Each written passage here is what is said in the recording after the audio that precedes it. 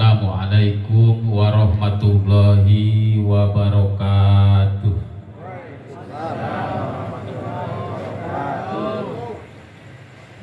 Daun salam dimakan gagak. Yang jawab salam belum kompak. Assalamualaikum warahmatullahi wabarakatuh. Waalaikumsalam warahmatullahi wabarakatuh. Daun salam warnanya merah. Yang jawab salam kayak yang marah. Bismillah, alhamdulillah. Alhamdulillahillazi allafa baina qulubina fa asbahna bi ni'matihi ikhwana. Asyhadu an la ilaha illallah wahdahu la syarika lahu subhanahu wa ta'ala, wa asyhadu anna Muhammadan abduhu wa rasuluhul mustafa. Allahumma fasholli wa sallim ala sayyidina Muhammadin khairi nabiyyin ursila wa ala alihi wa sahbihi wa manittaba'a hudahu ila yaumil jazaa. Amma ba'du fa ya ayyuhal hadirun ittaqullaha haqqa tuqatih wa la tamutunna illa wa antum muslimun. Qala Allah ta'ala fi kitabihil karim, a'udzu billahi minasy syaithanir rajim. Bismillahirrahmanirrahim. Udkhulul jannata antum wa azwajukum tuhbarun. Wa qala aidzan wattaqullaha alladzi tasaaluna bihi wal arham. Wa qala an-nabiyyu sallallahu alaihi wasallam, man arada ayyub satolahu fi rizkih wa ayyum sya'alahu fi atharih falyasil rahimah. Shadaqallahul azim wa shadaqa rasuluhun nabiyyul karim wa nahnu ala dzalika minasyahidin wa syakirin walhamdulillahi rabbil alamin. Yang saya hormati Dinda pengatur waktu, penata acara, yang saya hormati Syekhuna Al-Mukarrom sekaligus Sohibul Hajat, akang beserta keluarga besarnya, alim ulama, tokoh masyarakat, aparatur pemerintahan, bapak-bapak jamaah hadirin yang sama-sama hadir pada malam kali ini, yang sama saya hormati, semoga semuanya Allah muliakan, amin ya Allah ya rabbal alamin. Pertama kali marilah kita panjatkan puja beserta puji kehadirat ilahi Robbi, yang mana alhamdulillah pada malam hari ini wasilah akang sekeluarga di sini mengadakan tasyakur binikmah atas walimah yang akan besok insya Allah dilaksanakan. Kita semua dapat berkumpul di tempat yang mulia ini. Mudah-mudahan kumpulnya kita bukan hanya saja di dunia, tapi kita kumpul bersama-sama di dalam kebahagiaan yang abadi di surganya Allah Subhanahu wa ta'ala. Amin ya Allah ya rabbal alamin. Rahmat dan salam selalu tercurah limpah atas baginda tercinta Habibana wa nabiyana Nabi Muhammad sallallahu alaihi wasallam, keluarga, sahabat, tabi'in, tabi'at, dan juga seluruh umat. Mudah-mudahan termasuk kita semua di dalamnya yang akan tentunya mendapatkan syafaat darinya nanti di yaumil kiamat. Amin ya Allah ya rabbal alamin. Para bapak, para hadirin yang saya hormati, mohon maaf yang sebesar-besarnya. Saya bukan maksud menggurui, karena di sini banyak ustadz juga, banyak kiai juga yang tentunya ilmunya lebih daripada saya, tapi ini lebih pada pilihan Allah Subhanahu wa Ta'ala bahwa pada malam hari ini saya yang dipilih oleh Allah harus berbicara, menyampaikan sedikit tausiah. Tentunya mudah-mudahan manfaatnya lebih besar pada saya dan umumnya pada jamaah semuanya. Amin ya Allah ya Rabbal Alamin. Terutama saya mohon maaf pada para kiai, para ustadz, para guru-guru. Mohon maaf apabila nanti penyampaiannya kurang berkenan, kurang tepat, ada yang tidak sesuai dengan kaidah agama. Mohon maaf, tentu tidak disengaja, itu akibat ilmu yang terbatas yang sudah dikuasai oleh saya. Oleh karena itu sekali lagi mohon maaf terhadap para kiai, para ustadz, para tokoh, para jamaah apabila nanti penyampaiannya kurang berkenan, sebab ini lebih jatuh pada pilihan Allah saja, bahwa saya pada hari ini sudah ditentukan dari dulu, tidak ada yang tahu kapan mulainya. Allah sudah menentukan bahwa saya harus berbicara di hadapan semuanya. Tapi kalaupun begitu, mudah-mudahan satu kata saja manfaat itu nilainya bakal luar biasa didapati oleh saya dan didapati oleh jamaah semuanya. Amin ya Allah ya Rabbal Alamin. Para bapak, para jamaah yang saya hormati, yang paling utama maksud tujuan saya berbicara di hadapan semua tentunya silaturahim saja. Karena hubungan saya ataupun keluarga ataupun kalau sekarang keluarga pesantren Manbul Huda di Tasikmalaya dengan keluarga utamanya Akang di sini di pesantren Al Inayah di Rawakalong ini sudah terjalin dengan erat itu sudah puluhan tahun. Jadi saya suka ingat dulu pernah donasi di daerah Rawakalong dan sekitarnya sekitar tahun 2000-an, dan saya masih ingat ketika jalan kaki itu dari rumah teman saya Ustadz Munawar ke sini itu belum ada perumahan, itu masih penuh dengan ilalang. Kita itu sampai sini itu pakai jalan setapak. Jadi saya masih ingat itu. Termasuk ya Ustadz Manan juga itu sahabat saya ketika di Ciamis Mondok. Jadi sebetulnya hubungan dengan jamaah semuanya itu sudah terjalin dengan erat, tapi tidak bisa diceritakan semuanya tentunya. Jadi intinya yang pertama, para bapak, para jamaah, tujuan saya berbicara di sini adalah terutama tujuannya adalah silaturahim. Kenapa silaturahim? Sebab agama menjelaskan betapa hebatnya ketika kita melaksanakan silaturahim. Ada bonus yang luar biasa yang oleh agama sudah sediakan ketika seseorang melaksanakan silaturahim. Hadisnya sudah pada di luar kepala ya Pak. Jadi barang siapa yang suka melaksanakan silaturahim, maka Allah jamin lewat lisan Rasulnya dia bakal dilapangkan rezekinya. Yang kedua dipanjangkan umur itu.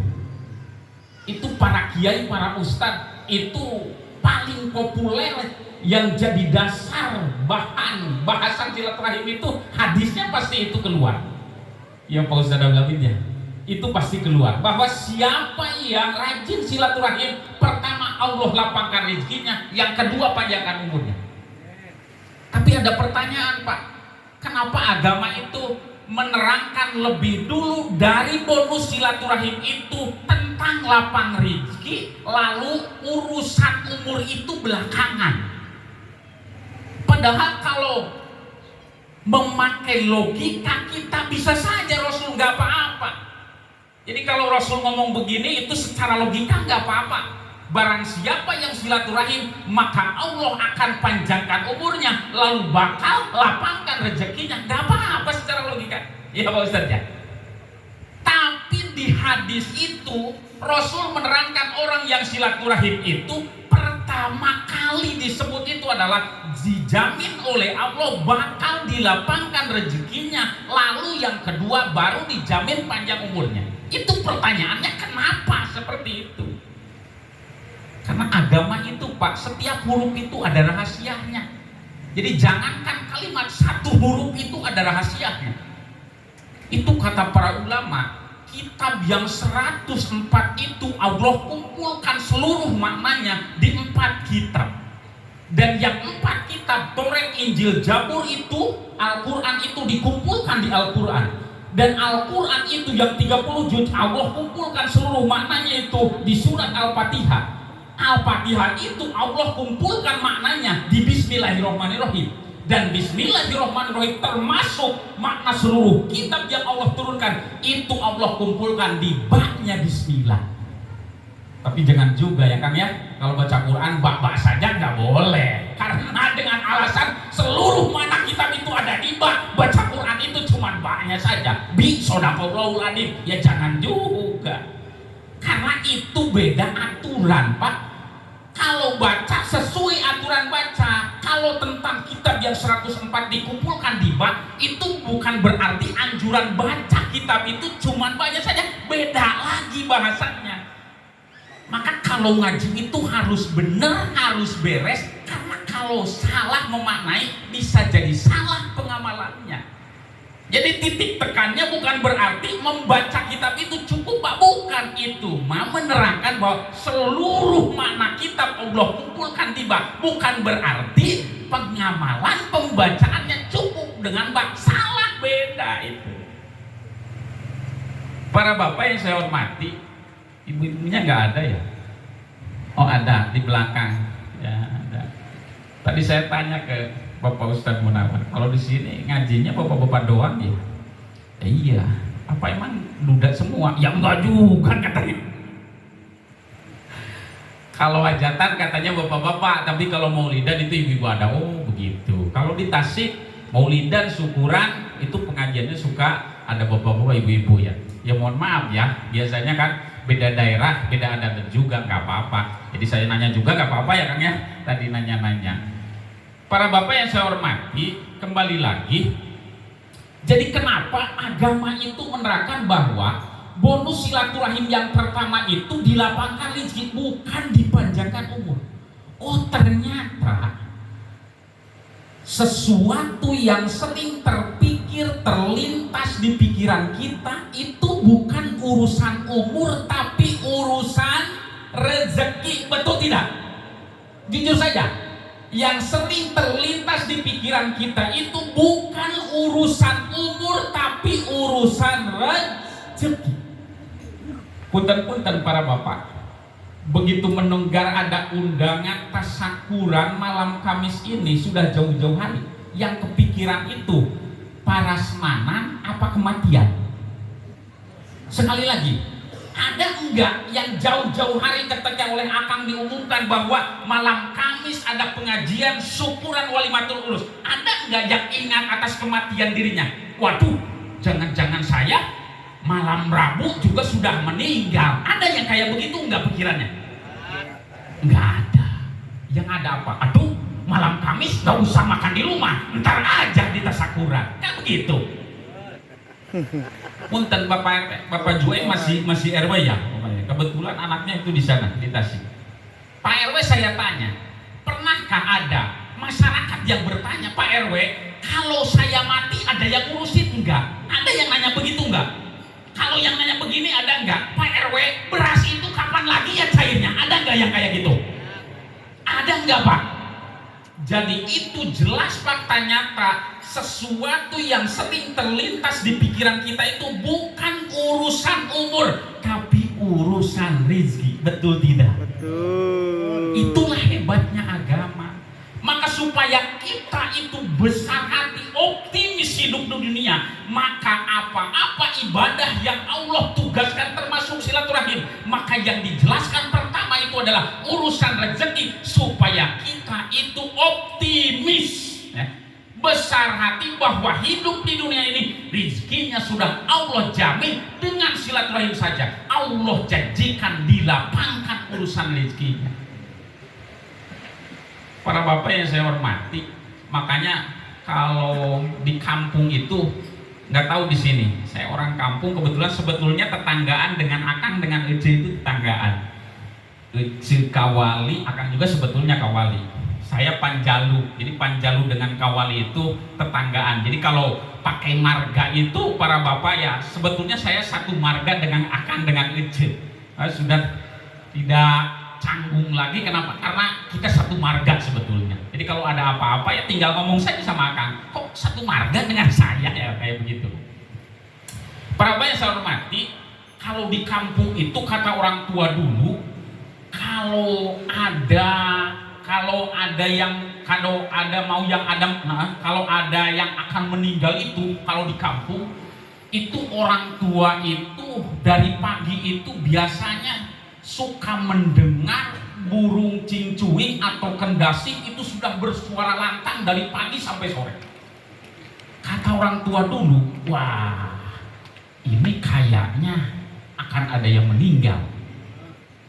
Tapi punten-punten para bapak, ketika seseorang itu sudah percaya dengan tanda adat itu, dengan suara burung yang nyaring itu akan ada yang meninggal, biasanya itu tidak ingat atas kematian pribadinya, tapi suka cari-cari tetangganya yang lagi sakit. Betul tidak? Di sini kayak gitu nggak Pak Joy? Kalau ada burung kendasi itu sudah nyaring tuh suaranya dari pagi. Kata orang tua dulu, wah ini jangan-jangan akan ada yang meninggal. Siapa ya yang lagi sakit? Biasanya begitu nggak? Begitu kan? Kalau kita tidak tahu, nanya tuh sama istri, Bu, di sini siapa ya yang lagi sakit? Ada tuh, semalam ada tetangga yang gak ngaji. Siapa? Pak Anu. Kenapa tuh sakitnya? Sakit gigi? Wah, nggak mungkin. Oh, mungkin ada lagi tuh yang lagi sakit. Siapa? Itu ada yang sudah seminggu di UGD, nggak sadar-sadar. Wah, jangan-jangan yang meninggal itu tuh dia tuh. Jadi kalau urusan rezeki ingatnya untuk pribadi, tapi kalau urusan kematian ingatnya terhadap orang. Nah itu, makanya hebatnya agama itu begitu. Silaturahim itu agama terangkan bahwa yang pertama itu bonusnya Allah lapangkan rezekinya. Kenapa? Karena yang sering terlintas pada pikiran seluruh manusia bukan urusan umur, tapi urusan rezeki. Besok kita sudah tahu apa belum? Kita masih hidup atau sudah tidak ada? Ada yang tahu nggak? Nggak ada. Tapi sudah mikir makan untuk besok nggak? Mikir juga. Padahal di sini makan udah, minum udah, 2 kali juga bisa. Tinggal ya kita pura-pura belum makan saja. Katakan yang belum makan, makan lagi. Bukan makan lagi kalau belum ya. Yang belum makan, entar sebelum pulang makan. Kita padahal sebetulnya sudah, ya tinggal pura-pura makan aja lagi. Tapi kalaupun urusan makan minum itu kita sudah terpenuhi, itu anehnya untuk besok sudah bingung dari sekarang. Betul enggak?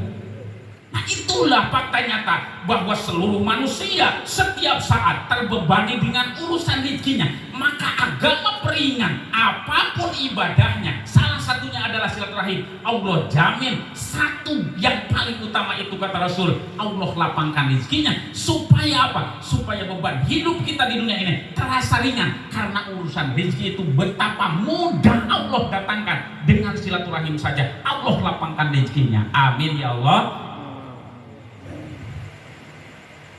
Teruskan apa sudah? Ngantuk enggak? Ya ngantuk nggak apa-apa, normal daripada nggak bisa ngantuk. Ya, kalau ngantuk ya sehat. Para bapak yang saya hormati, yang kedua kata Rasul itu setelah lapang rezeki panjang usia. Itu kalau ngitung panjang usia gampang lah. Kalau zaman sekarang yang 80, yang 70 itu sudah dihitung panjang usia ya. Tapi kalau kita tapakuri hadis Rasul itu lebih dalam. Kenapa? Setelah Rasul terangkan yang silaturahim lapangkan Allah rezekinya, yang kedua panjangkan umurnya, yang harus kita tapakuri itu kenapa? Setelah agama menjamin seseorang yang rajin silaturahim Allah lapangkan rezekinya, lalu didobel dengan urusan panjang usia. Ternyata para bapak, ini fakta nyata. Karena Allah ingin manusia itu sukses baik di dunia, terutama nanti di akhirat. Dan salah satu seseorang bisa sukses dunia akhirat itu pendukung utamanya adalah urusan umur panjang. Betul tidak? Saya nanya Pak, ada enggak di Rawakalong yang umur 10 tahun sudah diangkat PNS? Ada enggak? Enggak ada. 10 tahun itu baru berarti kelas 1 SMA. Di Rawangkalong dari dulu sampai sekarang ada enggak yang umur 15 tahun sudah diangkat jadi RW? Ada Pak Joy? Enggak ada ya. Sepanjang sekarang ada. Kenapa? Karena itulah salah satu pendukung seseorang bisa sukses dunia, apalagi nanti akhirat yang berat luar biasa usahanya. Salah satunya seseorang sukses itu karena didukung dengan umur yang panjang. Makanya kalau katakan tadi santri itu istimewa, ya betul. Ya bukan berarti memuji-muji pribadi, dulu latar belakang saya santri, enggak. Tapi Pak, nyantren itu tidak ujuk-ujuk bisa ngaji. Setahun mah baru betah.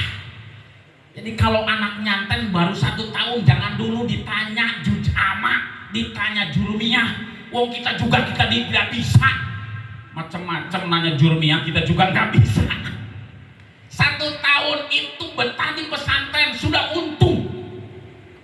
2 tahun, tuh tanya Ustadz Manang, 2 tahun baru bisa nyuci sendiri.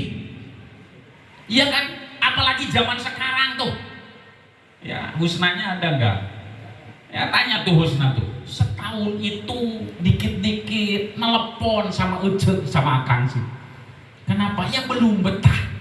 Sudah setahun lumayan, sudah betah. Tapi nyuci masih sendiri, masih sama orang lain. 2 tahun baru bisa nyuci, 3 tahun baru bisa bikin liwat, 4 tahun baru mikir-mikir ngaji. Waduh, kalau saya pulang gak bisa ngaji nih gimana? Itu baru mikir. Ke-4 tahun itu baru mikir. 5 tahun, 6 tahun boleh lah. Sudah ada ilmu yang terserap. 7 tahun, 8 tahun itu nanti dituntut untuk bekal kehidupan sehari-hari. Jadi santri itu Pak, bukan saja ngaji, tapi segala sesuatunya dilatih. Ya paling tidak santri mah ngaduk mah bisa lah, bisa, nggak usah belajar lagi, ngaduk sudah biasa, masang bata sudah biasa. Kenapa? Karena itulah hebatnya santri. Maka mudah-mudahan di sini juga nanti besok ya Ade Saripah nanti akan dinikahkan dengan santri juga dari Tasik. Mudah-mudahan manfaatnya bukan saja dunia tapi sampai akhirat. Amin ya Allah ya rabbal alamin. Para bapak yang saya hormati, jadi kembali lagi, kenapa agama menyebutkan bonus silaturahim itu didouble dengan panjang umur? Karena salah satu faktor pendukung seseorang sukses baik dunia dan akhirat itu adalah dengan panjang umur. Kalau urusan akhirat Pak, ada hadisnya itu. Ustadz itu suka menyampaikan hadis begini, khairun nasi man tola umruhu wa hasuna amaluhu. Coba, bukan saya menantang, coba cari ada enggak di hadisnya yang menerangkan bahwa sebaik-baik manusia itu adalah seseorang yang pendek umurnya tapi bagus amalnya. Ada enggak keterangannya? Enggak ada. Semua keterangan agama itu menerangkan, kalau ada hadis pembanding yang lainnya pasti tetap itu isinya menerangkan bahwa seseorang manusia yang hebat itu yang Allah kasih panjang umur dan Allah kasih hidayah dan taufik sehingga dia bisa hebat amalnya. Itu sudah jadi tanda bukti bahwa pendukung seseorang sukses akhirat itu salah satunya adalah dengan panjang usia. Betul apa tidak? Maka itu hebatnya agama para bapak. Dengan silaturahim itu 2 bonus besar bisa kita raih. 1, kita raih lapang rizki dari Allah Subhanahu wa Ta'ala. Yang kedua, kita panjang umur untuk meraih kesuksesan dunia, terutama kesuksesan akhirat. Amin ya Allah. Para bapak yang saya hormati, kalau kesuksesan dunia itu beda-beda, diukur bisa dengan profesi. Ya kalau PNS mungkin naik golongan gajinya, gitu kan? Ada PNS ya, ada ya? Ada. Jadi kalau PNS itu salah satu suksesnya adalah gajinya naik golongan. Kalau Laden mah naiknya itu jadi tukang mungkin ya kan? Di sini itu ada pekerja akang sudah puluhan tahun. Mungkin itu ada tuh anak buah tukangnya itu ya sekarang yang dulunya jadi laden sekarang sudah jadi tukang. Tuh sukses tuh naik pangkat tuh. Ya, Bang Bali ya kayak gitu ya. Iya gitu. Kalau yang bisnis dulu mah bisnisnya pakai pikulan, sekarang mah dia sudah punya ruko, nah itu sukses. Jadi kalau dunia suksesnya itu tergantung golongan sosial masing-masing. Tapi urusan kesuksesan akhirat kata Allah, "Faman zuhziha 'anil nari wa udkhilal jannata faqad faz." Kalau di sini suka dibaca talqin, kalau ada yang meninggal dunia itu ada itu suka dibaca ayatnya. Ali Imran ayat 185. Kullu nafsin dha'iqatul maut wa innama tuwaffawna ujurakum yaumal qiyamah faman zuhziha 'anil nari wa udkhilal jannata faqad faz wa mal hayatud dunya illa mataul ghurur. Nah itu sukses akhirat itu sama semuanya, tidak melihat status sosial apapun, pangkatnya apapun. Ketika di dunia kata Allah orang yang sukses di akhirat itu adalah paman zuhziha 'anil nar, siapa orang yang dijauhkan dari api neraka, wa udkhilal jannata, lalu jadi penghuni surga, itulah pakon paza, orang yang sukses menurut Allah Subhanahu wa taala. Kenapa orang yang jadi ahli surga itu sukses? Pak, jangankan produk asli surga, yang bukan produk ahli surga saja nanti masuk surga Allah rubah jadi hebat luar biasa. Kalau ada orang rawa kalong sudah kakek-kakek, giginya sudah rontok semua, jalannya sudah bungkuk-bungkuk, lalu dia jadi ahli surga, apakah Allah akan biarkan seperti itu nanti hidup di surganya? Tidak. Kenapa? Karena surganya hebat, maka penghuninya pun harus sesuai dengan surga yang hebat itu. Yang kedua, kenapa Allah merubah seluruh penghuni surga yang tadinya sudah tua renta, lalu Allah nanti rubah jadi muda kembali, supaya manusia yang jadi ahli surga itu menikmati kenikmatan secara sempurna yang Allah sudah sediakan di surga. Bagaimana Pak ceritanya? Kalau ada kakek-kakek di rawa kalong jadi ahli surga, giginya sudah tidak ada, lalu nanti di surga disuguhi oleh bidadari itu, apa itu namanya? Sukro, tahu sukro? Ya. Kata kakek-kakek itu, aduh maaf, bidadari saya mah sudah gak ada giginya, gak bisa makan sukro, cari yang lain.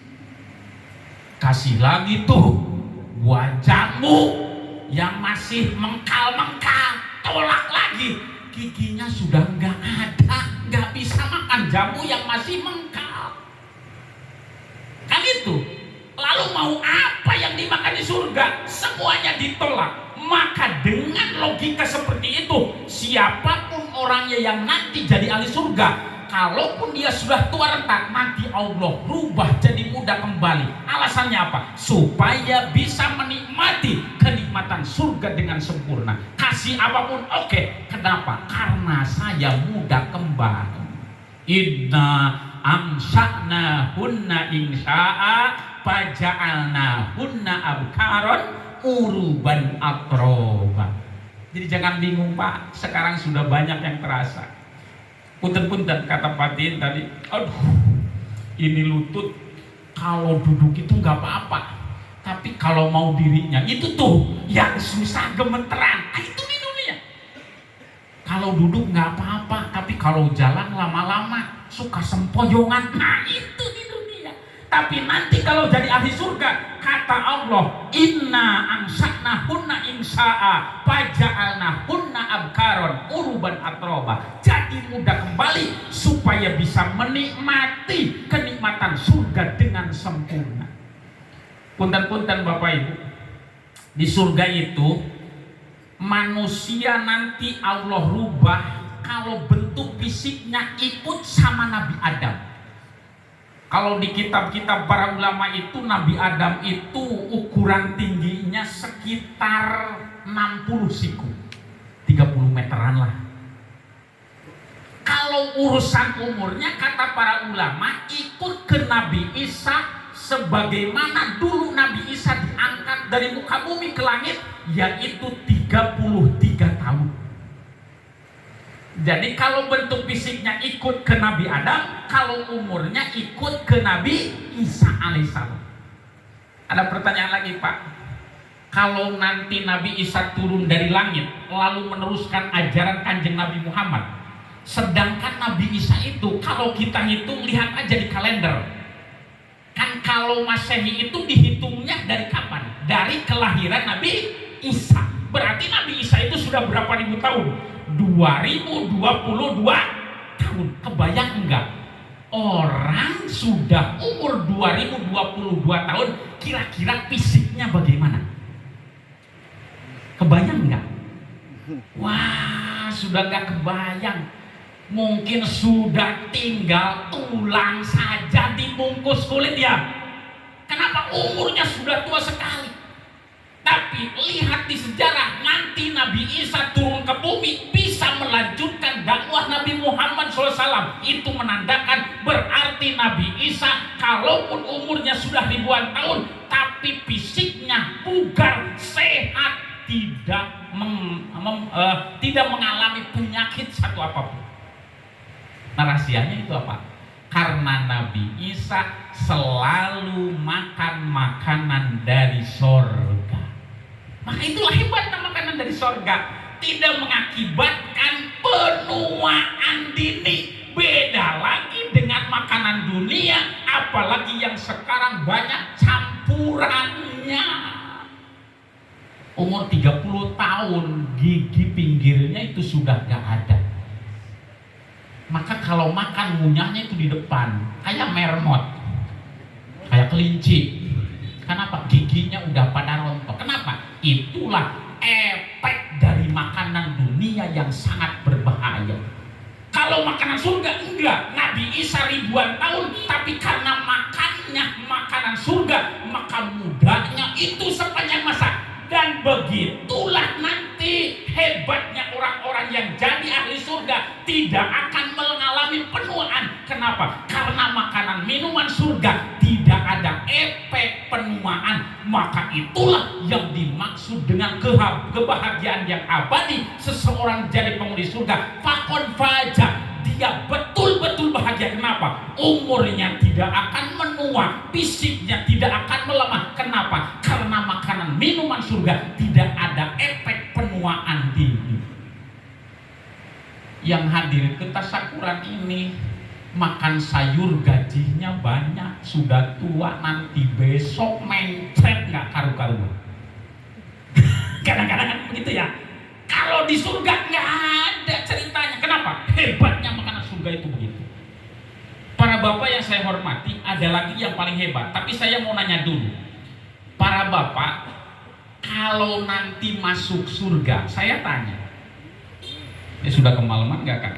Iya. Jam 10. Jam 10 udah terlalu malam ngaji. Kalau main bola nggak kemalaman. Jam 12 juga ditungguin. Kopi habis 3 gelas nggak apa-apa. Ya, rokok habis 1 bungkus nggak apa-apa. Tapi kalau ngaji sudah 1 jam lewat 5 menit saja suka lihat-lihat jam. Makanya itu kan di Tasik itu begitu. Kalau ngaji mingguan itu biasa mulai jam 4 ya, beres jam 5 sore. Kalau jam 5 sudah lewat 1 menit saja, itu ibu-ibu sudah melirik jam. Makanya kepada DKM, kepada ketua DKM itu kalau pengajian mingguan bulanan itu jamnya diturunin dulu supaya jamaah tidak lirik-lirik jam. Bagaimana kiai saja lah. Itu biasanya begitu kan di Tasik itu mah di Tasik. Kalau di Bekasi ya mulainya dari Bekasi. Nih begini saya mau nanya nih. Kalau nanti bapak-bapak jadi ahli surga, saya tanya, mau cari bini bidadari apa mau bawa saja yang sekarang dari dunia? Coba. Ini nanti hebatnya Quran nanti ada. Makanya saya tanya dulu. Jujur saja. Ustaz mana saja lah, teman saya lah. Kalau nanti ke surga mau bawa bini yang ini atau nanti cari saja bidadari? Oh, dua-duanya. Oh, itu mah rakus dua-duanya. Bang Wali saja yang tanya mau kemana, saya mau nanya dulu. Takut ditanya. Dia itu. Para bapak, kalau jadi ahli surga mau bawa bini yang sekarang atau nanti cari saja bidadari? Jujur saja nggak apa-apa. Nanti Quran ini hebat. Kalau menurut logika kebanyakan atau menurut survei itu jawabannya laki-laki itu nanti Pak Ustadz cari saja bidadari di sana. Sebab kata Pak Ustadz, jangankan wajahnya, bidadari itu meluncurkan jarinya ke dunia, maka si cahaya matahari itu langsung pudar. Kenapa? Saking hebatnya bidadari, hanya meluncurkan telunjuknya ke dunia, maka si matahari itu jadi pudar cahaya. Itu belum wajahnya. Bagaimana cantiknya bidadari itu tidak bisa dibayangkan. Maka kalau menurut logika kita nanti masuk surga, mau bawa bini yang sekarang apa cari bidadari? Bidadari saja. Lebih cantik, lebih hebat, tidak rewel, tidak apa lagi.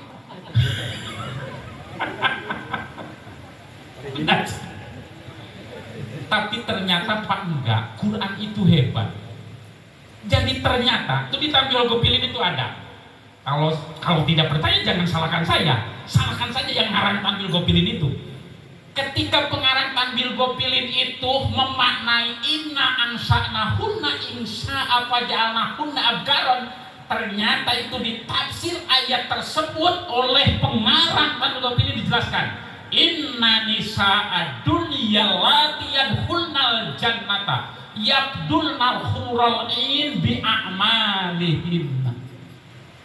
Ngerti apa kagak? Makanya itu harus hormat sama ustadz itu, ya. Dikasih keterangan kayak gitu saja sudah pelangap-pelong, mau apa itu?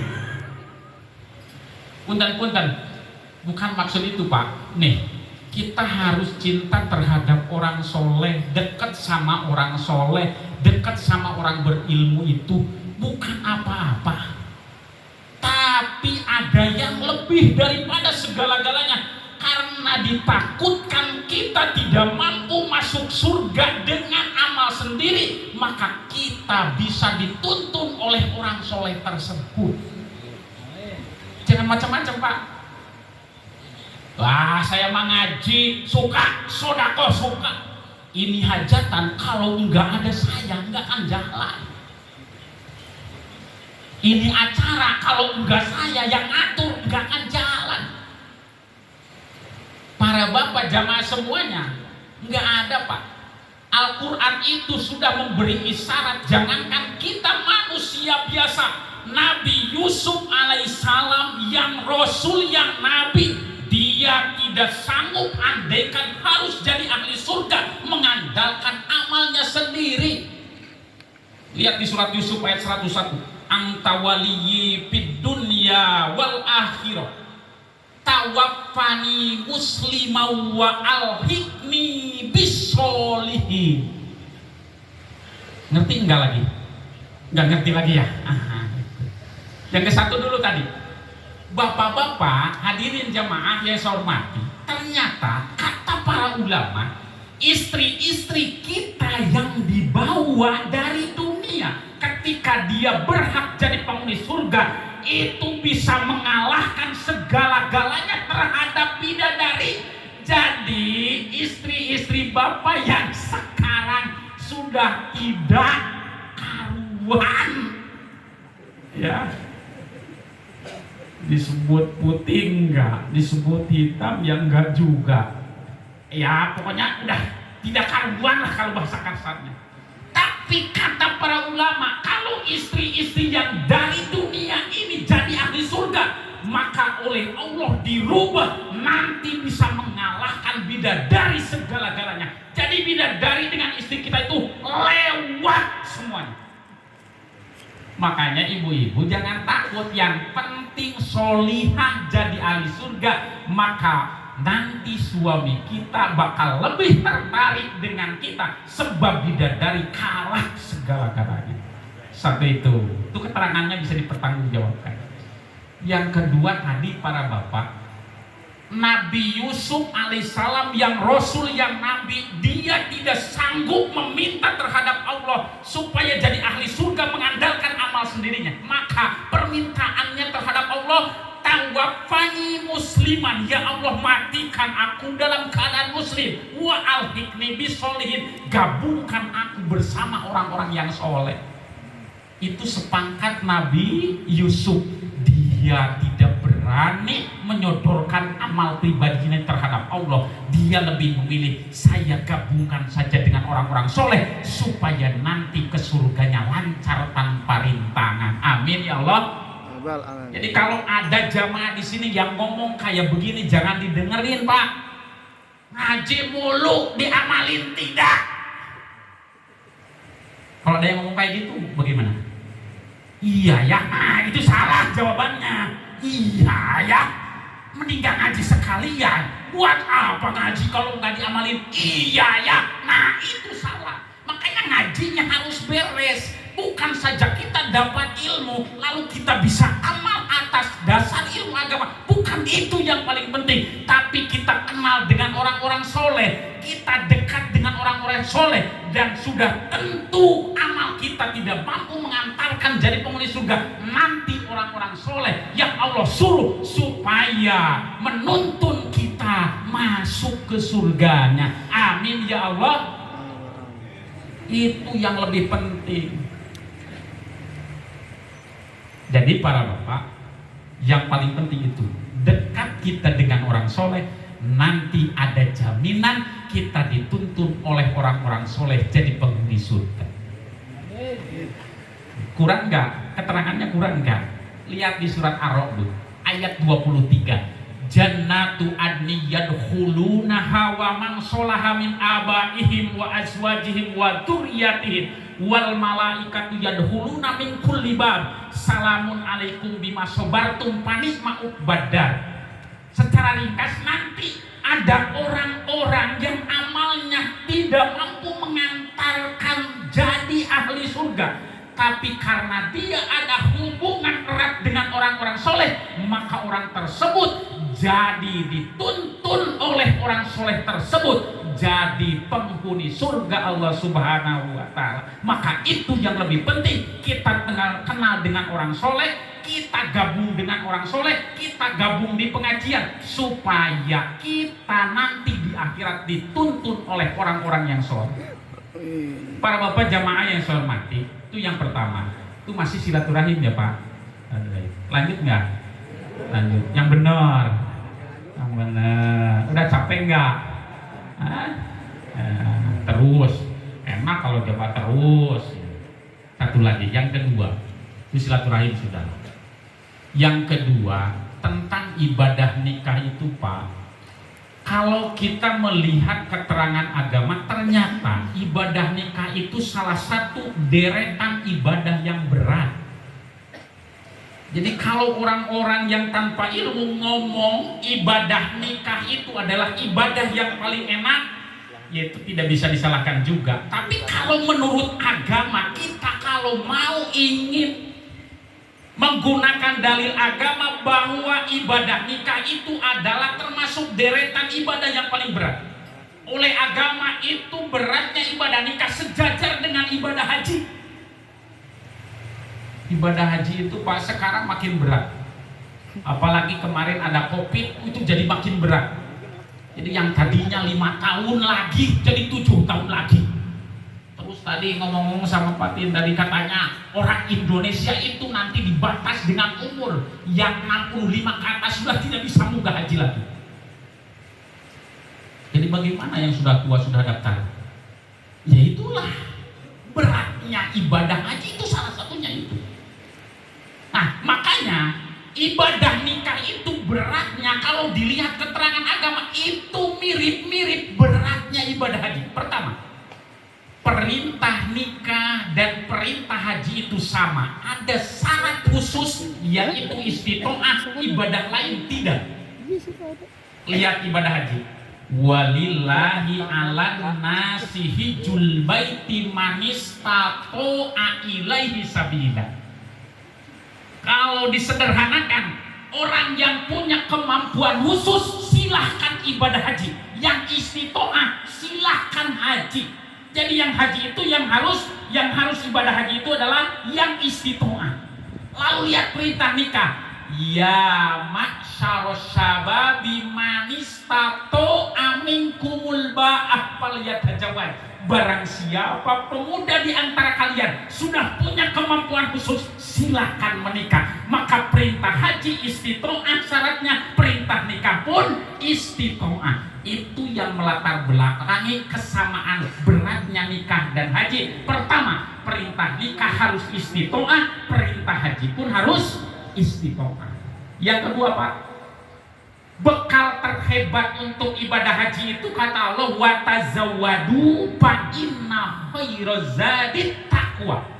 Sebaik-baik bekal seseorang yang mau ibadah haji adalah bekal takwa. Dan ibadah nikah pun sama. Seseorang yang mau mengarungi rumah tangga, bekal terhebat itu adalah bekal takwa. Petunjuknya mana? Menurut keterangan agama Rasulullah SAW, ketika membacakan khutbah nikah, Rasul tidak meninggalkan bacaan 3 ayat di Al-Quran yang intinya penekanan takwa. Pertama, Rasul kalau khutbah nikah suka baca surat An-Nisa ayat pertama. Ya ayyuhan nasu taqu rabbakumul ladzi khalaqakum min nafsin wahidah. Intinya penekanan pada masalah takwa. 2. Rasul ketika khutbah nikah suka baca Ali Imran 102. Ya ayyuhalladzina amanu taqullaha haqqa tuqatih wa la tamutunna illa wa antum muslimun. Intinya penekanan takwa. Yang ketiga, ketika Rasul khutbah nikah suka baca surat Al-Ahzab ayat 70-71. Ya ayyuhalladzina amanu taqullaha wa qulu qawlan sadida. Intinya perintah nikah istitoah, haji istitoah, bekal haji adalah takwa, bekal nikah pun adalah takwa. Maka sebetulnya menurut agama ibadah nikah itu beratnya luar biasa, sebab sekelas beratnya ibadah. Tapi agama, para bapak jemaah sekalian, tidak memberi tugas tanpa memberi solusi. Allah memerintahkan ibadah nikah yang begitu berat, tapi Allah pun menyodorkan cara supaya ringan menjalankan tugas itu. Apa konsep Al-Quran supaya ibadah nikah itu sukses maupun di dunia, terutama nanti di akhirat? Kita ambil saja pasal di surat Luqman ayat 14 itu Allah katakan, wa wassaynal insana biwalidayhi ihsana hamalathu ummu wahnan ala wahni wa fisur fi amain anishkurli wali walidaika ilayal masih. Konsep hidup seseorang mau sukses dunia nanti terutama di akhirat, konsepnya adalah salah satu yang disodorkan Al-Quran itu anishkurli, bersyukur terhadap Allah, wali walidaika, bersyukur terhadap orang tua. Itu konsep jitu dari Allah Subhanahu wa Ta'ala. Pertama, Pak, bersyukur terhadap Allah. Secara ringkas, bersyukur terhadap Allah itu adalah ibadah sekuat tenaga terhadap Allah Subhanahu wa Ta'ala, mengabdi terhadap Allah Subhanahu wa Ta'ala sekuat kemampuan kita. Tapi kalau ditanya, Pak, gampang syukur, gampang sobar. Nah ini supaya agak mikir ngajinya. Gampang syukur apa gampang sobar? Dua-duanya sulit ya. Kalau ditanya lagi, sulit syukur apa sulit sobar? Ada yang ngomong sulit sobar, boleh. Ada yang ngomong sulit syukur, boleh. Tapi kita kembali ke Al-Quran. Ternyata menurut Al-Quran, kalau dibandingkan sulit syukur, sulit sobar, sulit syukur. Lihat di surat Al-Mulk ayat 23. Qul huwallazi ansha'akum wa ja'ala lakumus sam'a wal absara wal afidah qalilan ma tashkurun. Qalil itu sedikit, ma itu sangat. Jadi sangat sedikit kamu bersyukur terhadap Allah Subhanahu wa Ta'ala. Punten-punten para bapak jamaah sekalian, kalau anak kita mau diselamatin, dinikahkan, Ataupun kalau masyarakat mau menyelamatin anaknya dinikahkan, banyakkan yang malamnya pengajian apa organ tunggal. Gampang ukurnya Pak Ustaz. Satu kali lagi ya, pertanyaannya ya lagi. Gedean ngasih ke organ tunggal, gedean ngasih ke Pak Ustaz Wahab. Jauh katanya, kadang-kadang jauh. Kalau ke organ tunggal itu Pak, sebelum jadi itu tawar menawar, betul nggak? Kita juga yang nanya duluan, berapa nih ongkosnya? Begitu kan? 5 juta katanya. 2 juta aja, nggak bisa. Kalau 4 juta boleh. 4 juta. Jadi tuh datanglah dengan bagian doain tuh anak yang sudah kita nikahkan. Kasih berapa tuh jenengan? Terima kasih ya PKI sudah hadir. Terima kasih. Nah, kan begitu kebanyakan. Betul apa tidak? Nah, maka Quran itu benar. Qalilan ma tashkurun. Yang sangat sulit itu daripada sobar adalah syukur. Orang banyak berani berkorban harta untuk yang belum tentu jadi nilai ibadah, tapi untuk yang sudah tentu jadi nilai ibadah itu kadang-kadang manusia susahnya minta ampun. Betul apa tidak? Nah, jadi kalau dibandingkan sulit syukur apa sabar? Syukur, sebab kata Al-Quran qalilan ma tashkurun. Lalu kita ukur juga dengan hadis Rasul, berapa persentasenya antara orang yang bisa syukur dan tidak. Itu di hadis Riyadhus Shalihin itu ada. Dulu Pak, ini kisah nyata. Kalau di hadis itu diceritakan bukan dongeng enteng, bukan dongeng yang tidak ada faktanya, tapi ini fakta nyata. Kata Rasulullah SAW, dulu di zaman Bani Israel ada 3 orang yang Allah uji hidupnya dengan kesulitan. Pertama, ada orang yang Allah kasih penyakit kepala. Itu kepalanya dari lahir rambutnya tidak tumbuh-tumbuh, tapi bukan karena gaya, tapi itu penyakit. Ya kalau si Deddy Corbuzier itu beda, botaknya itu gaya sendiri. Tapi ini mah dari lahir botak juga terasa pusing sepanjang masa. Bukan saja dikasih ujian penyakit kepala itu, tapi menurut Rasul orang tersebut pun ekonominya carut marut. Itu yang pertama. Yang kedua adalah di zaman dulu orang yang Allah uji dengan penyakit kulit dan ekonominya carut marut. Yang ketiga, Allah uji dengan penyakit mata, dari lahir dia tidak bisa melihat, juga ekonominya carut marut.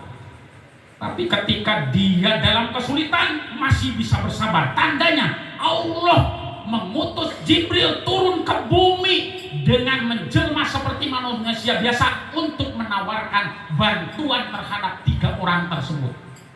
Datanglah Jibril pada orang pertama yang Allah kasih dengan penyakit kepalanya botak tanpa tumbuh rambutnya setelah itu. Kata Jibril, saya ini utusan dari Allah Subhanahu wa Ta'ala, ingin menawarkan apa yang kamu inginkan pada saat ini. Biasanya Pak, kalau orang sakit itu tidak macam-macam keinginannya, betul tidak? Orang yang sakit itu tidak macam-macam, keinginannya cuma satu, apa? Maunya sembuh, betul nggak? Maka orang tersebut pun sama, ketika Allah tawarkan lewat Jibril, kamu itu sekarang mau apa? Kata orang yang itu kepalanya berpenyakit, tidak pernah tumbuh rambut, dia lontarkan keinginan, saya ingin rambutku ini jadi seperti orang-orang yang lainnya. Sayang, saya punya sisir dari kondangan tidak pernah dipakai, mungkin kayak gitu. Maka biidillah orang tersebut dengan doa Jibril itu langsung tumbuh rambutnya. Lalu kata Jibril, kemauan kedua itu kamu apa? Kalau kita setelah sembuh penyakit lalu ditawarin keinginan yang kedua, kira-kiranya mau apa? Wah, segala pasti diminta, betul nggak? Mau ini, mau wah, semuanya diminta. Tidak dengan orang ini. Ketika ditawari keinginan yang kedua, setelah kepalamu itu sembuh, mau apa sekarang? Kata orang tersebut, saya pingin modal hidup unta saja 1 jodoh. Maka besoknya Jibril kirim onta 1 jodoh. Yang kedua, orang yang Allah uji dengan penyakit kulit, Jibril datang pula. Jibril tanya, mau apa kamu sekarang? Saya mau sehat seperti orang lain. ini penyakit kulit tidak kunjung sembuh. Saya ingin penyakit ini jadi sembuh sedia kala. Maka oleh Jibril didoakannya orang tersebut, maka penyakitnya jadi sembuh. Yang kedua lalu ditanya oleh Jibril, mau apa untuk modal hidupmu? Kata orang yang kedua, saya minta sapi 1 jodoh. Allah lewat Jibril kirim langsung itu orang yang kedua, sapi 1 jodoh. Yang ketiga, Jibril datang lagi pada orang yang punya penyakit penglihatan. Maka Jibril tanya, mau apa kamu sekarang? Saya mau melihat seperti orang lain, sembuhkan penyakitku ini. Maka oleh Jibril didoakan, sembuhlah penyakit matanya. Lalu pertanyaan yang kedua, mau apa untuk modal hidupmu? Saya minta kambing saya 1 jodoh. Maka dikirimlah oleh Jibril. Selang beberapa tahun, yang satu jadi juragan onta, yang satu jadi juragan sapi, yang satu jadi juragan domba. Maka ternyata ketika dia hidupnya pedih, ada manggil-manggil Allah. Itu di selang-selang waktunya itu ada manggil-manggil Allah, ingat terhadap Allah. Tapi ketika dia sudah sukses, yang satu juragan onta, yang satu juragan sapi, yang satu apa, semuanya lupa terhadap Allah. Maka Allah ingin meyakinkan, bukan Allah tidak tahu, tapi Allah ingin memberitahukan ke halayak ramai, mana di antara 3 yang bersyukur terhadap Allah Subhanahu wa taala. Maka Allah utus lagi itu Jibril seperti manusia biasa untuk mengambil sedekah dari ketiga bos tersebut. Datanglah tuh Jibril ke orang yang dulu punya penyakit kepala. Kata Jibril, saya ini orang tersesat, kehabisan ongkos, kehabisan duit. Kalau sudi kiranya Pak Bos nolong saya, minta uang untuk ongkos saja. Kata bos onta, boleh, tapi tunggu dulu. Kalau sudah beres bayaran terhadap semua pegawai, kamu nanti kasih jatah untuk ongkos pulang. Itu sebenarnya alasan saja tidak mau ngasih. Akhirnya kata Jibril, Akang juga dulu miskin ya. Orang tersebut lupa darah tampak. Ngomongnya jawabannya, saya dari dulu kaya, nggak pernah sengsara. Ini dari dulu saya adalah juragan onta. Dia tidak sadar bahwa dulunya orang sengsara. Kata Jibril, kalau Bapak jujur, maka mudah-mudahan hartanya Allah tambah berkah. Tapi kalau Akang berbohong, mudah-mudahan hartanya Allah lenyapkan. Dan ternyata karena berbohong, itu hartanya oleh Allah dilenyapkan. Datang lagi Jibril ke bos sapi, meminta bantuan sedikit atas hartanya. Ternyata bos sapi pun tidak ngasih, karena dia lupa akan sejarah dulunya, padahal dia pun orang tidak punya dulu. Akhirnya yang kedua pun habis tuh hartanya. Karena apa? Karena dia berbohong, dia mengaku-ngaku dulunya pun dia sudah kaya. Akhirnya datang ke bos domba. Ketika Jibril minta bantuan terhadap bos domba ini, maka jawabannya luar biasa. Kata bos domba ini, silahkan, berapapun Akang yang butuhkan dari domba saya, silahkan ambil. Ada enggak kira-kiranya di dalam kalongnya kayak gitu? Ada, mudah-mudahan Pak Ustadz ya. Jadi kalau diminta bantuan untuk kebaikan itu, tolong nih, pesantren ini mau dibangun nih, ditambah nih asrama putrinya. Oke. Berapa biayanya? Biar saya yang nanggung. Begitu.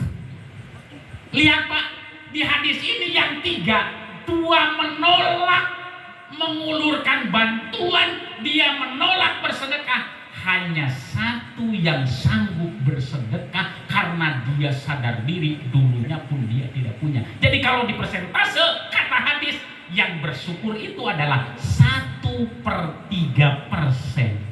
Bisa dipahami kira-kiranya ya? Yang 2/3 tidak kupur nikmat. Kenapa? Itu fakta hadis Rasulullah SAW menjelaskan Al-Quran. Qalilan ma tashkurun, sedikit sekali itu adalah 1/3 yang bersyukur, yang 2/3 tidak. Awas para bapak, kalau kita dikasih harta lebih, lalu di sekeliling kita kerabat atau tetangga ada orang yang tidak punya, saya nanya, sebetulnya yang butuh itu orang miskin terhadap kita ataupun kita terhadap orang miskin? Kalau pakai logika yang butuh itu miskin terhadap kita. Tapi menurut agama lain, Pak. Kenapa? Kalau menurut logika kita kaya, tetangga kita miskin, yang butuh itu orang miskin. Dia makan minta terhadap kita, dia minum minta terhadap kita, apa-apa minta terhadap kita. Jadi yang butuh itu yang miskin terhadap kita yang kaya. Tapi menurut agama tidak, Pak. Gampang memahaminya. Sebetulnya yang butuh itu bukan yang miskin terhadap kita yang kaya, tapi kita yang kaya terhadap orang miskin. Kenapa? Karena kebutuhan orang miskin terhadap kita untuk menyelamatkan urusan dunianya saja, hanya sekedar makan, minum, dan pakaiannya. Tapi kita ngasih terhadap orang miskin untuk menyelamatkan kita di akhirat nanti. Paham tidak? Paham, Pak? Nih, orang miskin mah hanya untuk kebutuhan dunia, perut, makan, minum, sudah itu. Tapi kita dermawan, kita membantu terhadap orang miskin bukan untuk urusan dunia, tapi untuk keselamatan kita di akhirat. Andaikan kita yang kaya, andaikan kita yang mampu tidak membantu orang yang miskin, orang yang papa, maka kita celaka di akhirat, gagallah hidup kita nanti selamanya. Maka sebetulnya yang butuh itu bukan yang miskin terhadap yang kaya, tapi yang kaya terhadap orang miskin. Siapa membantu? Siap? Siap. Pesantren ketika dibangun ini ya selama siap ditanggung siap. Ya siap aja dulu, nanti urusan uang belakangan. Ya, orang yang tidak punya itu enak, Pak. Kalau ingin pahala kebaikan, tinggal melamun saja, pahala sudah punya. Ya, ada orang naik haji, kita tidak punya ongkos. Ya Allah, bukan saya nggak mau naik haji, tapi tidak punya uang. Kata malaikat, tenang, kamu sudah punya pahala haji. Itu enak orang yang miskin. Ada orangnya sedekah gede, kata orang yang miskin, ya Allah, bukan tidak mau saya sedekah gede, tapi saya tidak punya. Kata malaikat, tenang, kamu sudah punya pahala sedekah besar. Kenapa? Karena kamu sudah melamun ingin sedekah gede. Jadi itu enaknya orang miskin itu ya gitu, Pak Ustaz. Iya.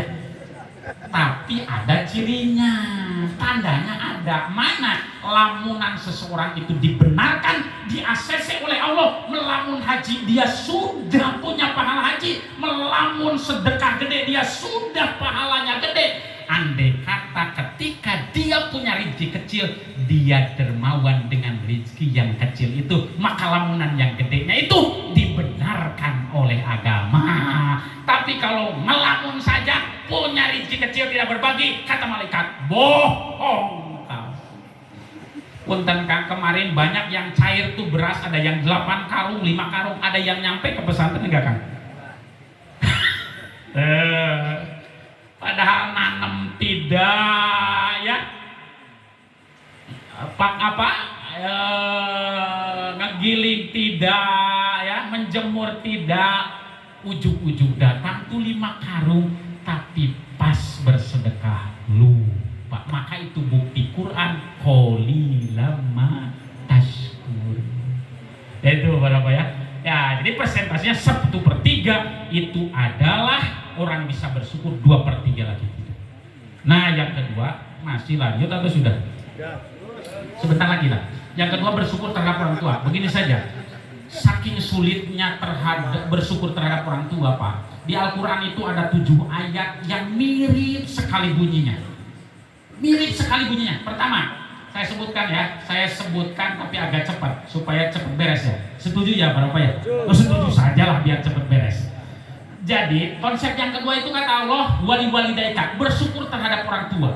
Saking susahnya bersyukur terhadap orang tua, maka di Al-Quran ada 7 ayat yang mirip perintah Allah terhadap seorang anak supaya bersyukur terhadap orang tua. Pertama ada di surat Al-Baqarah ayat 83. Wa id akhadna mitsaqa bani Israila la ta'buduna illallaha wa bil walidaini ihsana. Intinya harus berbuat baik terhadap orang tua. Yang kedua di surat An-Nisa ayat 36, wa'budullaha wa la tusyriku bihi syai'an wa bil walidaini ihsana. Yang ketiga di surat Al-Isra ayat 23, wa qadara rabbuka alla ta'budu illa iyyahu wa bil walidaini ihsana. Yang keempat agak beda ini tapi maknanya sama. Di surat Luqman ayat 14, anishkurli wali walidaika ilayal masir.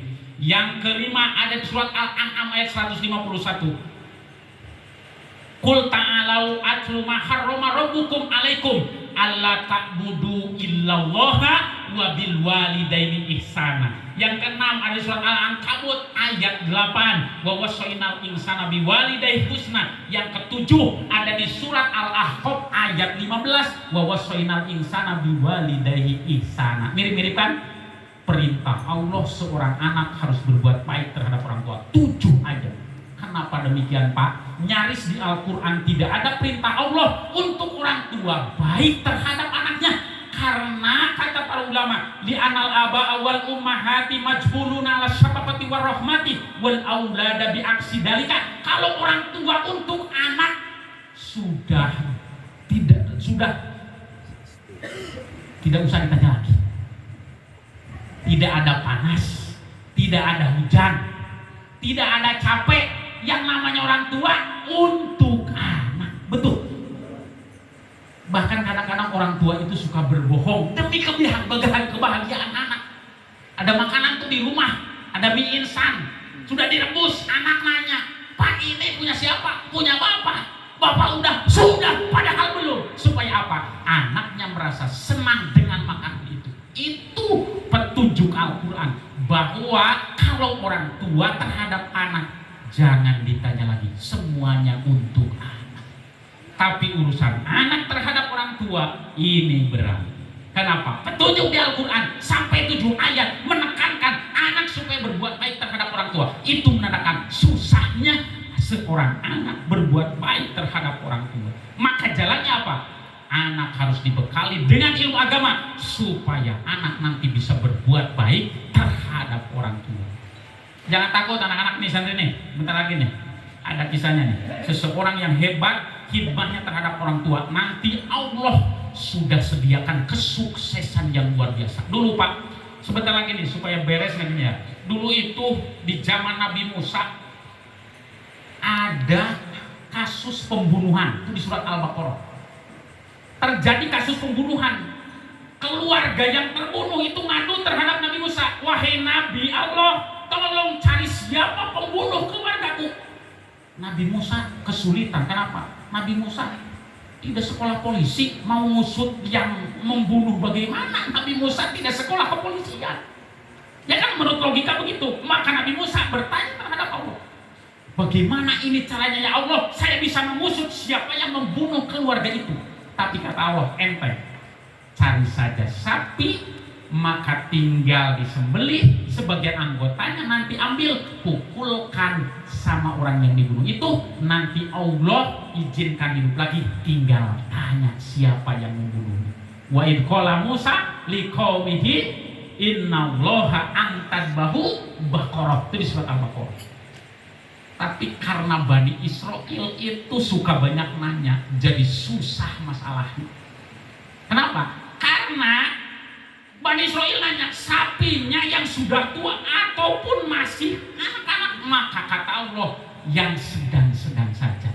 Sapinya yang suka dipekerjakan atau tidak, kata Allah yang tidak pernah dipekerjakan. Lalu kata Bani Israel, warna kulitnya bagaimana? Yang kuning keemas-emasan. Maka dibuat susahlah Bani Israel. Ternyata para bapak jamaah sekalian, sapi itu adanya di pemuda yang berbuat baik terhadap orang tuanya. Itu ditafsirnya semuanya begitu. Fawajadu inda syabil bari liwalidayhi, sapi yang muda itu yang warna kulitnya keemas-emasan itu ada di seorang pemuda yang berbuat baik terhadap orang tuanya. Hebatnya pemuda itu Pak, kalau siang dia cari nafkah, kalau di keterangan para ulama itu dia suka ngambil kayu bakar, tapi ketika dijual ke pasar dia tidak pernah menentukan harga, seberaninya yang membeli dia kasih. Makanya kalau yang dagang mau cepat ya laku, nggak usah nawarin harga, berapa beraninya yang mau beli kasih saja, cepat habis tuh barang. Ya kan jadi ya begitu. Itu di sejarahnya begitu Pak Ustadz ya. Ya Pak Ustadz lebih tahu lah. Ya jadi pemuda tersebut pekerjaannya cari kayu bakar, tapi setelah dia itu pikul kayu bakar dijual di pasar, dia tidak pernah mematok harga, berapapun berani yang membeli dia kasih. Itu satu yang kehebatannya. Yang kedua, setelah uangnya didapat itu dibagi 3. Kalau dapat umpamanya 60.000, 20.000 untuk makan minum pribadinya, 20.000 dikasih ibunya, 20.000 lagi dikasih ke kiai. Ada nggak Kang di sini yang gitu? Habis dari Jakarta kemarin, ya kemarin pas mau apa itu, mau lebaran, bawa uang dari Jakarta 3 juta. Weh, sore-sore datang Kang, saya habis dari Jakarta, ini dapat rezeki 3 juta, saya 1 juta, ibu 1 juta, buat anak 1 juta. Ada kayak gitu Kang? Ya mudah-mudahan adalah. Siangnya begitu, malamnya bagaimana Pak? Malamnya yang 12 jam itu bagi 3. 4 jam pertama dia meladeni ibunya yang sudah tua. Mau minum dia ambilkan, mau makan dia buatkan. Setelah ibunya tidur 4 jam kedua dia baru istirahat. Berarti 6, 7, 8, 9, 7, 8, 9, 10 dia meladeni ibunya. 10, 11, 12, 1 dia istirahat. Lalu 4 jam ketiga dia beribadah terhadap Allah. 3, 4, 5, 6 dia beribadah terhadap Allah. Tapi ibu yang mana yang tidak sayang terhadap orang tua, terhadap anaknya? Akhirnya si anaknya dipanggil. Wahai anakku, kamu itu jangan susah-susah cari kayu bakar. Besok kamu ambil itu sapi di hutan untuk modal usaha, jual ke pasar hewan. Kalau di sini Cibarusah ya, Cibarusah bisa, Babelan bisa ya. Dilihat di YouTube, saya lihat di YouTube dulu biar bisa ngomong. Nah, ya Cibarusah ya. Kata ibunya, kamu sudah berhenti cari kayu bakar. Besok ambil tuh anak sapi warisan bapakmu, jual ke pasar 3 juta buat modal usaha. Tapi kalau ada yang nawar kurang atau lebih, jangan dulu dijual. Musyawarah dulu dengan ibu.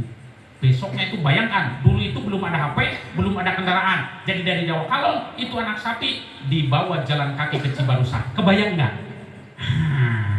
Bawalah tuh anak sapi ke Cibarusah. Di Cibarusah Allah sudah siapkan penguji, yaitu Jibril yang menjelma sebagai bos sapi.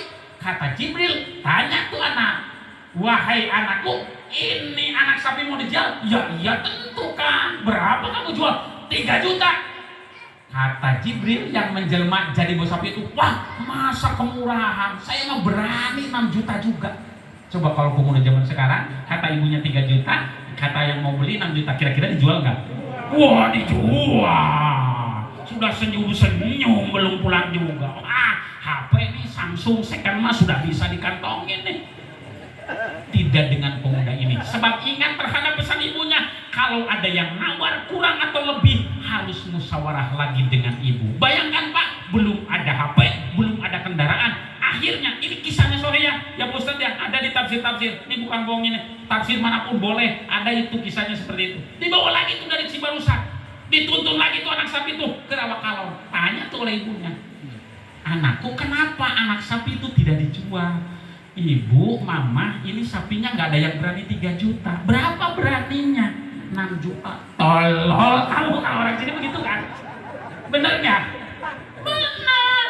Kata ibunya 3 juta, yang nawar 6 juta masa tidak dijual? Kalau kata orang sini, tolol kamu buat apa sekolah? Kan gitu. Tidak dengan ibu ini. Ya udah, anakku, sayangku, besok bawa lagi ini anak sapi ke Cibarusah. Kalau pemuda sekarang bagaimana? Oleh ibu sekarang sendiri aja, capek saya mah kemarin juga begitu kan? Ini mah tidak, karena taat terhadap ibu. Oke Bu, besok kita bawa lagi. Tapi berapa harganya? 6 juta kita naikkan. Tapi kalau ada yang nawar kurang atau lebih, harus musyawarah lagi dengan ibu. Siap nggak kira-kiranya pemuda sekarang?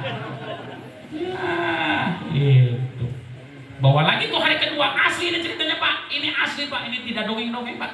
Nggak ada dongeng-dongeng, ini asli ceritanya. Bawa lagi ke Cibarusah, Jibril sudah siap menguji lagi. Anakku, jadi nggak ini sapi dijual? Jadi Pak, berapa? 6 juta. Masa kemurahan? Tidak lihat sehari pun ini kayaknya sapi ini tambah besar tuh perutnya. Bapak mak kalau 12 juta juga berani. Bingung apa? Gembira kira-kira. Bingung apa girang kira-kira? Kata ibu 6 juta, kata si pembeli 12 juta. Apa yang kebayang? Mio ya? Bukan HP lagi ya? Mio 6 juta mas second 2008 menang tuh. Tidak dengan pemuda ini, karena kata ibunya harus musyawarah lagi dengan ibu. terpaksa ditolak, balik lagi tuh ke rawa kalong. Kata ibunya, kenapa anakku, anak sapi tidak jadi dijual lagi? Mama, anak sapi ini nggak ada yang berani 6 juta belinya. Berapa anakku? 12 juta. Kuma, bagaimana kalau menurut itu? Makin tolong aja. Tidak dengan ibu ini. Sabar anakku. Di balik ketaatanmu terhadap ibu ada kesuksesan yang sudah menunggu.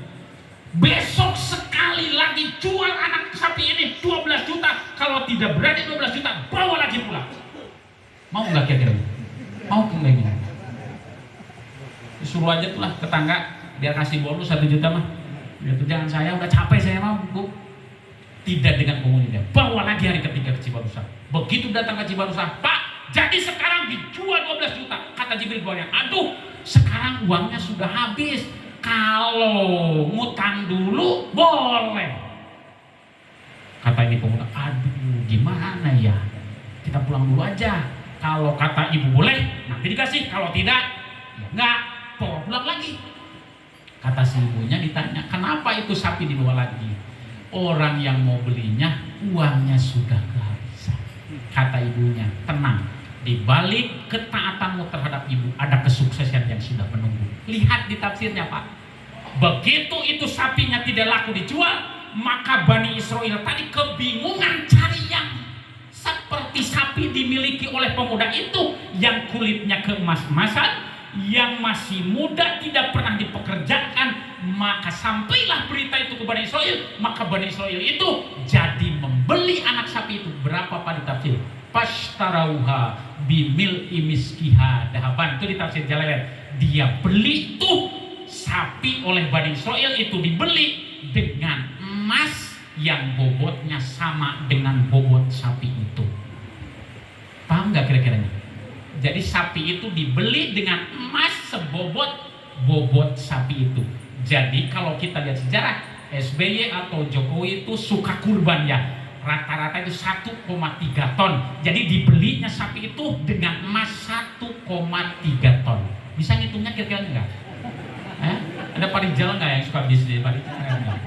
Ya, 1,3 ton saja berapa gram? Puyeng ya hitungnya ya. 1,3 ton berapa gram? Sudah susah. Nanti setelah ketemu gramnya kali 500 ribu saja per gramnya. Tuh HP yang canggih pun nggak masuk tuh, nolnya tuh nggak masuk. Betul ya Pak Ustadz ya? Intinya adalah seseorang yang hikmahnya hebat, ya, yang meladeni terhadap orang tuanya hebat, maka Allah sudah sediakan kesuksesan yang luar biasa. Awas para jamaah, jangan begini ngomongnya. Untung saya sudah jadi orang tua, jadi tinggal anak yang harus baik terhadap saya. Emangnya nggak punya orang tua?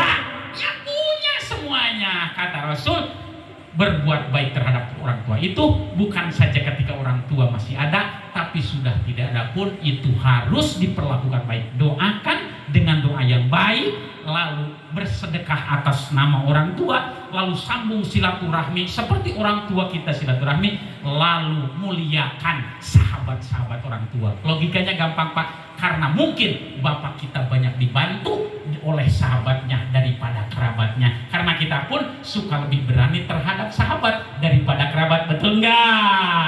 Betul nggak? Kalau ke kerabat mah suka canggung, tapi kalau ke sahabat mah, aduh saya pusing nih, besok anak mau bayaran nggak punya uang, ngutang dulu, kan gitu ke sahabat mah ya.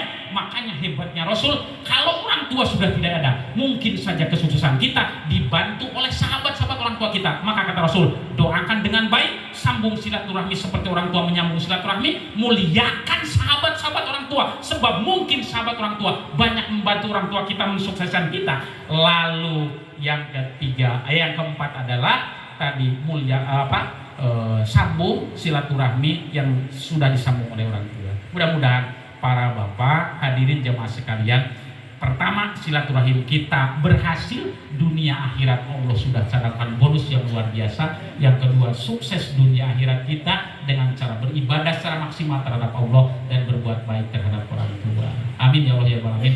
Mohon maaf tentunya banyak kata-kata yang tidak berkenan, lalu mungkin bahasanya yang ya kurang pas lah ya, sebab saya lidah orang Sunda, ini lidah Betawi ya, mohon maaf yang sebesar-besarnya. Untuk doa segala sesuatunya besok acara lagi Jadi supaya tidak terlalu lama dari saya dicukupkan sekian saja. Mohon maaf yang sebesar-besarnya, terutama ke keluarga Akang di sini. Bukan saya memberikan tausiah, ini hanya bicara ngelantur saja lah. Tapi kalau ada manfaatnya, Pak Ustadz, mudah-mudahan bermanfaat untuk saya juga untuk semuanya. Amin ya Allah ya Rabbal alamin. Billahi taufiq wal hidayah. Assalamualaikum warahmatullahi